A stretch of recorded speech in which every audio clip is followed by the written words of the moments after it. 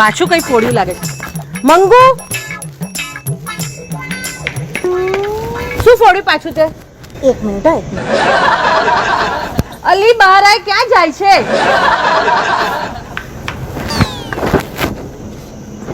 વાર લાગશે ને તમને? મને હા, હવે પૂછો. શું ફોડ્યું? કાચનો ગ્લાસ. મંગુ, તને જેટલો પગાર આપું છું ને એના કરતાં તું વધારે નુકસાન કરે છે. શું કીધું તમે? તને જેટલો પગાર આપું છું એના કરતાં વધારે નુકસાન કરે છે. મને જેટલો પગાર આલો છો હા એના કરતાં હું વધારે નુકસાન કરું. હા, તો એવું કરો ને, પગાર વધાર દો એટલે હિસાબ બરાબર થઈ જાય ને. એ કેવી રીતે? હવે મારો પગાર કેટલો છે? 2000. હું નુકસાન કેટલું કરું છું? 2500 નું. એ તો કરી નાખો ને 2500 પગાર.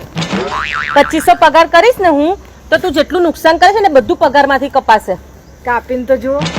પેલો આગ્રાથી તમે કાચનું સેટ નહીં લાયા, હજી બાકી જ છે. આ તારી જીભડી એટલી લાંબી ચાલે છે ને, મને લાગે છે કે તને પહેલી શેઠાણીએ છે ને એટલે જ કાઢી મૂકી હશે. ના રે, તો એ તો છે ને, મેં મારી શેઠાણીને એવું પૂછી લીધું કે તમારી પહેલાવાળી નોકરાણી તમને ચમ છોડીને જતી રહી. બસ આટલું પૂછ્યું ને એમને ખોટું લાગ્યું. આ તારો જીભડો બહુ જ ચાલે છે હો મંગુ. જીબડો તો હવે ચાલે. તમે ફોન ખોલીને હોભળી લો.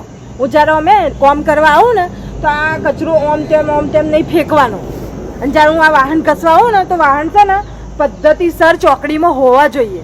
અને આ આજે નાસ્તામાં શું બનાવ્યું હતું તમે? મુઠિયા બનાવતા આ ખાધા તમારા મુઠિયા મારા ગળેથી નીચે નતા ઉતરતા. આવા મુઠિયા બનાવાય? રોજતા ના આવડતું હોય ને તો હોટલમાંથી મંગાઈ લેવાનું. તમને ખબર છે ને કે જો સુધી હું પેટ ભરીને ખાઉં નહીં તો સુધી મારાથી કોમ નહીં થતું. શેઠાણી તું શું કે હું? હું એટલે કે તમે જ છો શેઠાણી, તમે જ રહેવાના. અને હા, આ મેન વાત હવે કહું. આ ચાલુ કોમમાં તમે જ્યાં વચ્ચે વચ્ચે મને ભજ્જા મૂકવા બોલાયેલા છે ને એ રીતે બોલાવવાનું નહીં. આનો ઓવર ટાઈમ થશે. આ મોટી ઓવર ટાઈમ વાળી. જો મંગુ તું આવું નવું કરતી રહીશ ને તો હું બીજી કામ વાળી રાખી લઈશ. હાજી શેઠાણી, એને છે ને આટલું બધું કોમ મારથી એકલાથી નહીં થતું. એમાં બાજુમાં સહજ એક એને બોલાવી લઉં. હવે બે હમ્પિંગ કરીશ. સંપીને વાળી તને કાઢીશ ને એને રાખીશ. કાઢીને તો જુઓ. કહું છું શેઠાણી, પેલા આગ્રા વાળો કાચનો સેટ છે એ ધોઈ નાખું. હાય બાપ, ખતરનાક છે. જો મંગુ, હું તને કેટલી સારી રીતે સાચવું છું અને ઘરના એક સદસ્યની જેમ હું રાખું છું. મને તારા પર કેટલો ભરોસો છે કે ઘરની તિજોરીની ચાવીઓ પણ હું ટેબલ ઉપર છૂટી મૂકી દઉં છું. કે લાગતી તો છે ને. એટલે એમ કે આ તિજોરીની ચાવીઓ આ ટેબલ પર પડી હતી ને તો મને એવું કે તિજોરીની સફાઈ કરવાની હશે.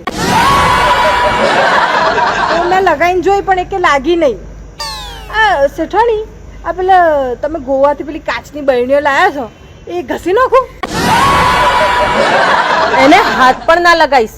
અને સાંભળ, આજે મહેમાન આવવાના છે ને તો સાચવી લેજે. તમે કોને કેવી રીતે હાચવવાના છે, કેવી મહેમાન ગતિ કરવાની છે મને કહી દો તમે. આમ બસ એવા હાચવવાના છે કે આમ થોડા દિવસ રહી ન જાય, કે પછી એવા હાચવવાના છે કે આમ વળતા પાણીનું પવાલું ના માંગે. એવા નહાડું ને ઊંધી પૂછડીએ. બોલો તમે કેવા હાચવવાના છે? આપણને બધું આવડે. હા, એ તો મને ખબર છે, તને બધું આવડે છે સાચવતા સારી રીતે. સવારે પેલા દૂધવાળા જોડે છાન ગપત્યા કરતી હતી ને, મને ખબર છે. આવા દે તારા શેઠના જે કહી જ દઉં છું. ના શેઠાણી, શેઠના ના કહેતા, બિચારાનું દિલ તૂટી જશે.